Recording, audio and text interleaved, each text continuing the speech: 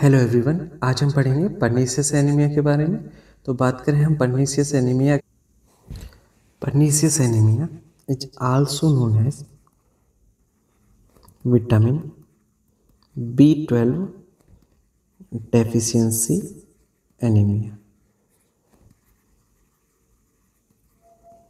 Pernicious anaemia के अंदर क्या है, हमारा जो विटामिन B12 का लेवल है वो डिक्रीज हो जाता है, जिसकी वजह से परनीसियस एनीमिया होता है। अगर बात करें हम normal level of vitamin B12, normal level of vitamin B12, it is 200 to 900 picogram per ml. Next one is vitamin B12, also known as cyanocobalamin. cyanocobalamin. Next हम बात करें function of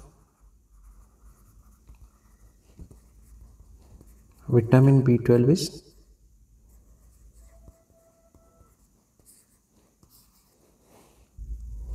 first function of vitamin B12, it keeps nerve and blood cell healthy.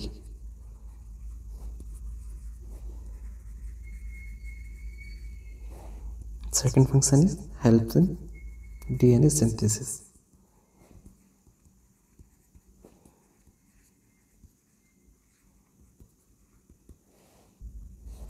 बात करें हम definition, a form of vitamin B12 deficiency caused by autoimmune condition where the body does not produce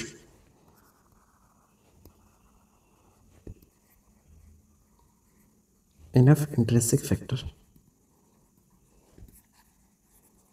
अभी intrinsic factor क्या है ये हम आगे बात करें इंट्रिंसिक फैक्टर के बारे में। तो ये क्या है, it is a glycoprotein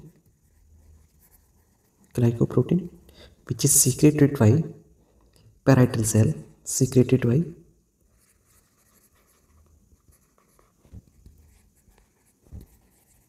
which binds with the vitamin B12. Intrinsic factor bind with the B12 resulting increased absorption. Basically अगर हम बात करें इंट्रिंसिक फैक्टर एक टाइप की ग्लाइकोप्रोटीन है जो विटामिन B12 के एब्जॉर्प्शन के लिए जरूरी होती है। नेक्स्ट हम बात करें aetiology of pernicious anaemia.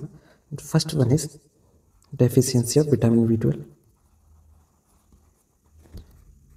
Vitamin B12 rich diet mostly seen in vegetarian people.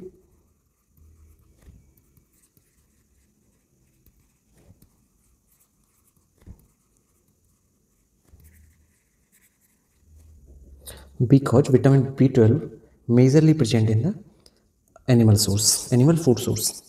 B12 majorly present in animal source.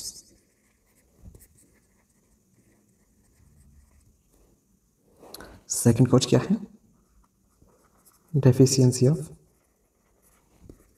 Intrinsic factor. Third cause due to autoimmune disease which destruct. autoimmune disease क्या करती है, destruction of gastric mucosa.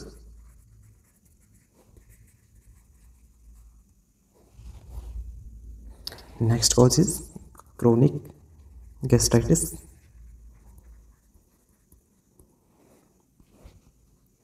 and next cause is gastric resection after peptic ulcer. कोई भी surgery जिसके अंदर हमें stomach का कुछ पार्ट निकालना पड़ रहा है उसकी वजह से विटामिन B12 डेफिशिएंसी होगी. क्यों होगी, क्योंकि जो हमारी पैराइटल सेल हैं स्टोमक के अंदर प्रेजेंट होती हैं उनसे एक इंट्रिंसिक फैक्टर रिलीज होता है जो विटामिन B12 के एब्जॉर्प्शन के लिए नेसेसरी है। बात करें पैथोफिजियोलॉजी ऑफ पर्नीशियस एनीमिया के बारे में, due to etiological factor,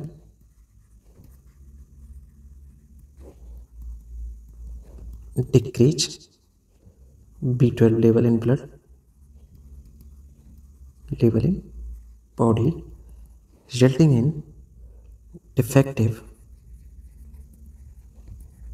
DNA synthesis।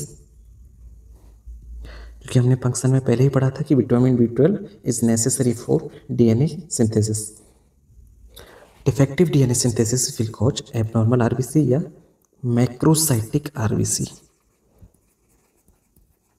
Macrocytic and normochromic RBC। Normochromic means normal amount of haemoglobin on surface of RBC, because यहाँ पर हमारी बॉडी के अंदर आयरन की कमी नहीं हो रही है, जिसकी वजह से नॉर्मल हीमोग्लोबिन तो है हमारे पास, but due to defective DNA synthesis the RBC become macrocytic, it means large size RBC। बहुत ही इंपॉर्टेंट क्वेश्चन है in pernicious anaemia, the RBC become macrocytic and hypochromic. बात करें sign and symptoms of pernicious anaemia, sign and symptoms तो हमें देखने को मिलेगा रेड बीफी टंग,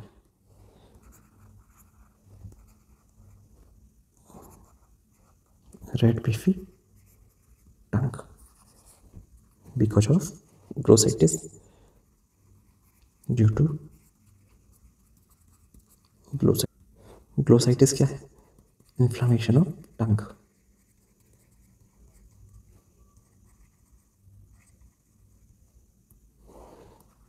पिलर देखने को मिलेगा, paleness of body, fatigue,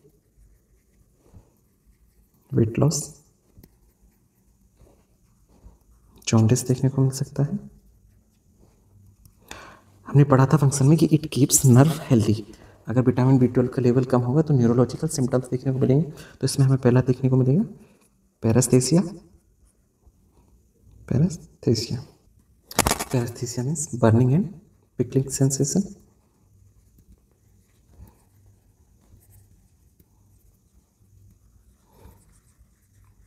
it means जैसे कि चींटे चल रही हो हाथों में या जलन हो रही हो हाथ पैरों में, उस कंडीशन को हम बोलते हैं पैरास्थेसिया। सेकेंड न्यूरोलॉजिकल सिम्टम्स देखने को मिलेगा disturbance in gait and posture.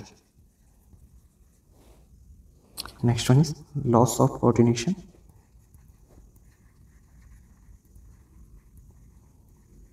And position sense. Next हम बात करें diagnostic evolution of pernicious anaemia. तो इसके अंदर हम करेंगे सबसे पहले Schilling test, CHILLI, Schilling test बहुत ही इंपॉर्टेंट टेस्ट है और इसके अंदर से लगभग एक क्वेश्चन जरूर पूछा जाता है। इस टेस्ट के अंदर हमें क्या करना है, पेशेंट को सबसे पहले बुलाना है, इन्फॉर्म कंसेंट लेना है उससे। उसके बाद हमें उसको एक IM इंजेक्शन देना है, give IM injection of vitamin B12। दूसरा क्या करना है, give orally radio level vitamin B12 जिसका नाम है कोपेलामिन। कोपेलामिन के कैप्सूल्स आते हैं, वो हमें पेशेंट को ओरली देने। IM इंजेक्शन क्या करेगा, बॉडी के अंदर दे दिया हमने, इसके बाद ये जाएगा ब्लड के अंदर and block receptor site of vitamin B12 in blood and tissue. इससे क्या हुआ, body does not receive vitamin B12, body या सेल नॉट रिसीव B12। इसके बाद हमें क्या करना है, वेट फॉर 24 आवर। दोनों काम करने के बाद क्या करना है हमें, wait for 24 hour and collect urine sample. अब यहाँ पर हमारी 3 सिचुएशन काम करती हैं। तो केस फर्स्ट के अंदर हम देखेंगे if vitamin B12 level B12 present in the urine, if B12 present in the urine, अगर यूरिन के अंदर विटामिन B12 कौन सी radio labelled vitamin B12 present है बॉडी के अंदर, it means deficiency of B12 is due to decrease intake। मतलब हम डाइट में प्रॉपर B12 नहीं ले रहे हैं, इसकी वजह से हमें परनीसियस एनीमिया हुआ है। नेक्स्ट इज केस सेकंड के अंदर क्या है, if B12 radio labelled B12 is not present in urine, it means the pernicious anemia is due to the deficiency of intrinsic factor। अगर यूरिन के अंदर B12 नहीं है, रेडियो लेवल्ड B12 नहीं है, इसका मतलब ये है कि स्टोमक के अंदर इंट्रिंसिक फैक्टर्स जो क्या हैं वो एब्सेंट हैं, जिसकी वजह से विटामिन B12 का एब्जॉर्प्शन नहीं हो पा रहा है। Means intrinsic factor is absent in stomach resulting decrease vitamin B12 absorption in intestine। Next one is case third की बात करें हम, नेक्स्ट कंडीशन के अंदर हमें vitamin B12 radio labelled vitamin B12 के अंदर B12 के साथ इंट्रिंसिक फैक्टर देना है।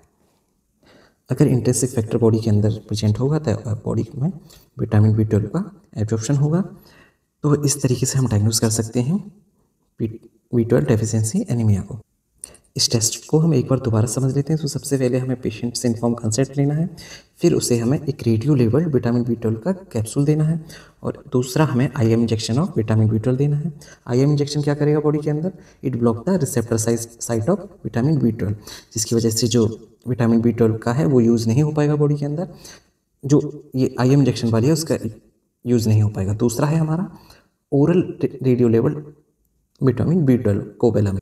इसके बाद हमें 24 आवर वेट करना है, फिर हमें क्या करना है, कलेक्ट यूरिन सैंपल कलेक्ट करना है।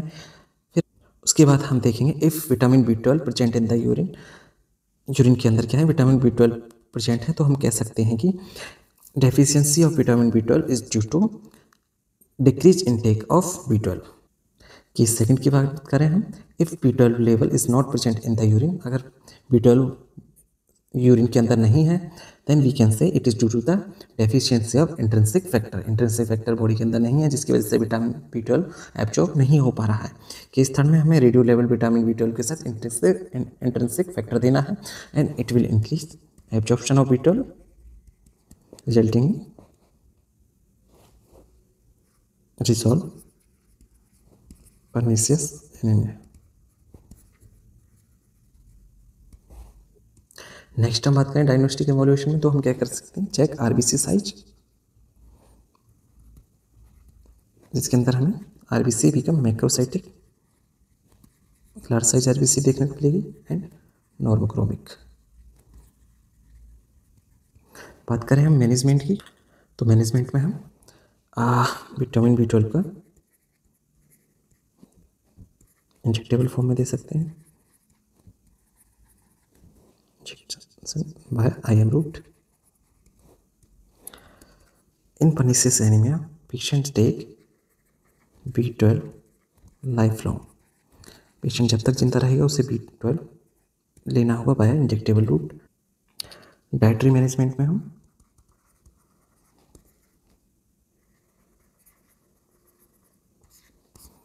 विटामिन B12 रिच टाइप दे सकते हैं, जैसे कि meat, egg and dairy products,